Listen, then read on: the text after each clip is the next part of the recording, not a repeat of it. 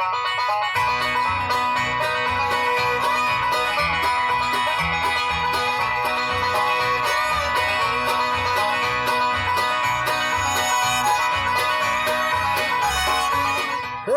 the Lord, everyone. Brother Roop here. We're in the book of Acts, chapter 16, verse 21. If you're my subscriber, thank you very much. I'm honored and privileged. If you like these short little videos, 5 to 10 minutes long, go ahead and subscribe and ring the bell. All right, chapter 16. Paul, Timothy, Luke, and Silas, an all-star apostolic preaching team, went to Macedonia by orders of the Lord in a vision that Paul received at night.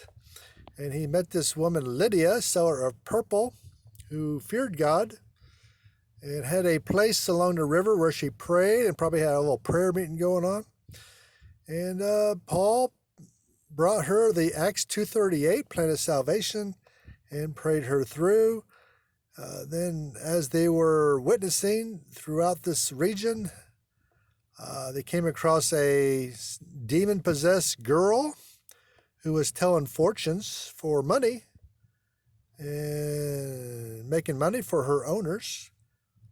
After some harassment, Paul cast the demon out. And when that happened, the girl wasn't making any money for her owners anymore. That upset their apple cart. So they dragged Paul and Silas to the magistrate in the marketplace where the local judge was. A couple soldiers, judge. They're going to set Paul and Silas straight. And their complaint was these being Jews do exceedingly trouble our city in verse 21 and teach customs which are not lawful for us to receive, neither to observe, being Romans. Interesting verse. Teach customs and to teach customs. What does that mean exactly? Well, the word customs here refers to religious rites or forms of worship. They meant to charge the apostles with introducing new religion, which was unauthorized by Roman laws. This was a very smart accusation on their part. It was perfectly evident that they cared nothing either for the religion or of the Romans or the Jews, nor were they really concerned about any change of religion. Paul had destroyed their hopes of making money, and as they could not prevent that except by punishing Paul and maybe expelling him, from the region, as the only type of revenge they could really get against them. So they tried to convict them of violating the local laws. This is one among many instances where wicked and unprincipled men will try to make religion the means of promoting their own interests, and we see that. We see that a lot today, don't we not? So we do. With the prosperity preachers and all those guys. If they can make money by it, they will become its professed friends. Or if they can annoy Christians, they will at once have remarkable zeal for the laws and the purity of the religion, right? So. Many a man opposes revivals of religion and the real progress of piety and professed zeal for truth and order. So, Luke just says, which are not lawful for us to receive. What does that mean?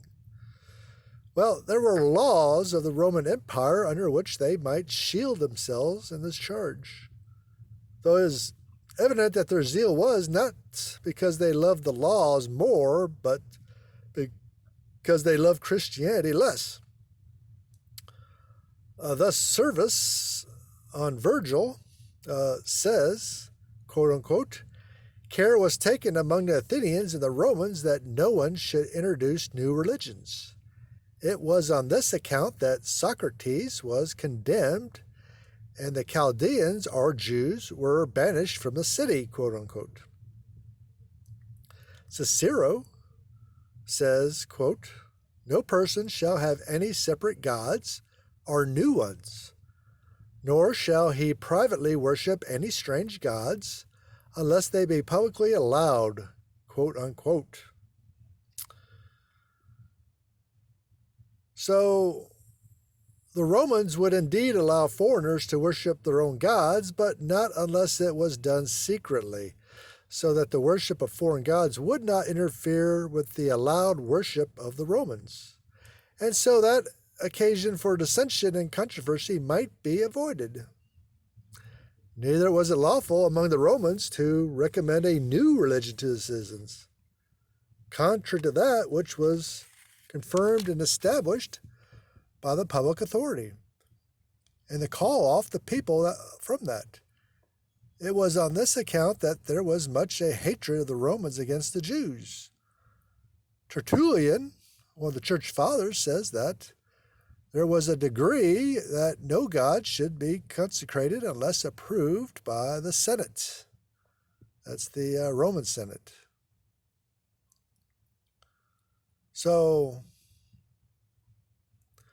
it was against the law to introduce new gods, which Paul and Silas were actually doing. But these guys were just getting revenge on Paul and Silas because they cast that demon out, and this little girl couldn't tell fortunes for him anymore. But anyway, this is a little verse, but there's a lot behind this little verse that really explains the story.